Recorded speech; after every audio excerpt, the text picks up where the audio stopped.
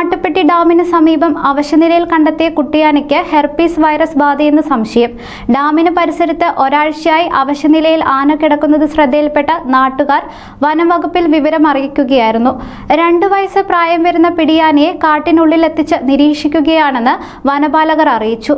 4 മാസം മുൻപ് മാട്ടുപ്പെട്ടി മേഖലയിൽ 2 കുട്ടിയാനകൾ ഹെർപ്പീസ് വൈറസ് ബാധിച്ച് ചെരിഞ്ഞിരുന്നു. ഇതാണ് ആനയ്ക്ക് വൈറസ് ബാധയേറ്റതാവാം എന്ന സംശയത്തിന് കാരണമായത്. കൂടുതൽ ആരോഗ്യ വാർത്തകൾക്കായി ഡോക്ടർ ലൈവ് TV സബ്സ്ക്രൈബ് ചെയ്യുക.